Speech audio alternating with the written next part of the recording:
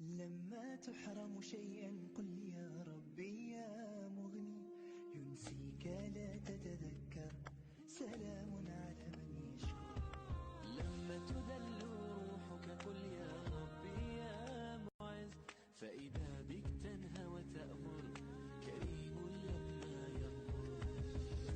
لما يكسر قلبك قل يا ربي يا جبار، فإذا بالكسر يجبر، قادر على ما لا يقدر. لما تصير مرا قل يا ربي يا الله، يمتلئ قلبك سكر، وهاب لما تصبر. لما تحرم شيئا قل يا ربي يا مغني، ينسيك لا تتذكر، سلام على من يشكر. لما تذل روحك قل يا ربي يا معز، فإذا بك تنهى وتأمر. بسم الله والصلاة والسلام على رسول الله. إن شاء الله تكونوا كامل بخير بنات، صحتكم لاباس. نرحبكم متابعيني داخل قناتي ونقول لهم ألف مرحبا بكم، نورتوني. واللي مش مشتركين في قناتي ونقول لكم نعطي بزاف مع أسرار الوصفات الناجحة، كاين غير جديد، وصفات جد اقتصاديين وسهلين. قبل ما نبداو الفيديو حبيباتي ما تنساوش تبارطاجوا لي هذا الفيديو مع احبابكم واصدقائكم. في الفيديو اليوم راح نشارك معكم وصفة الكرز لتزيين الحلويات، بما انه غالي حابين نشارك معكم هذه الوصفة. هنا في كاسرونة كنت حطيت كاس ماء، سعة الكاس 220 ملي، نصف كاس مايزينا، ملعقة صغيرة لاغوم تاع الكرز، ونصف كاس سكر. نخلط كلش بارد في بارد، ومن بعد نحطها فوق النار حتى تثقل. غير تثقل لي نضيف لها عصير الليمون.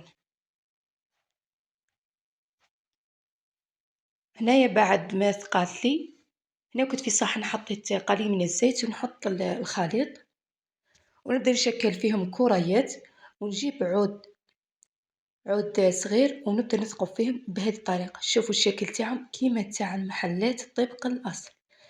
هنايا في صحن كنت حطيت العسل، وضفت له عطر تاع الكرز وملون، خلط جيدا.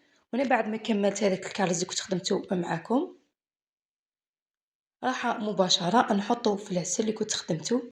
نحط كامل هذاك الكرز في العسل، والعصير الليمون اللي كنت ضفته في الكرز ماده حافظه، مش راح يخلي الكرز يفسد، ما يصرالو والو.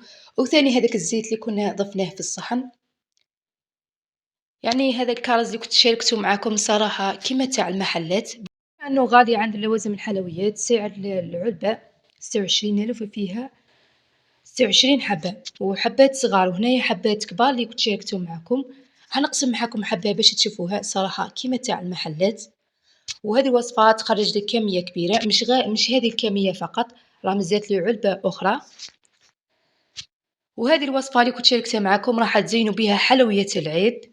وصفة تاع الكرز ناجحة 100%، وأي مبتدئة تنجح في هذه الوصفة. شوفوا الشكل تاع الكرز ولا أروع، وكيما تاع المحلات طبق الأصل.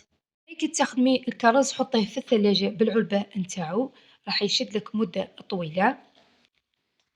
الكرز كي تحطيه في الثلاجة ما حيصرالو والو، ان فيه مواد الحافظة، فيه الزيت اللي كنا درناه في الصحن والعصير تاع الليمون، وراح يبقى لك مدة طويلة في الثلاجة وما راح يصرالو والو، يبقى الشكل تاعو كما هو ما ملبنا.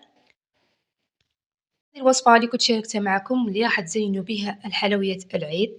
إذا لقيت تفاعل في هذا الفيديو راح نشارك معكم حلويات العيد الاقتصادية، وراح نشارك معكم تاني وصفة البنيون.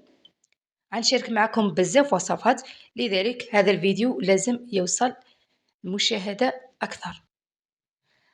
إن شاء الله فيديو اليوم يكون نال إعجابكم، وإذا عجبكم الفيديو حبيباتي ما تبخلوش عليا بالإعجاب والاشتراك كومنتير، وبارطاجوا لي هذا الفيديو مع أحبابكم وأصدقائكم، وإلى الملتقى إن شاء الله مع وصفات أخرى.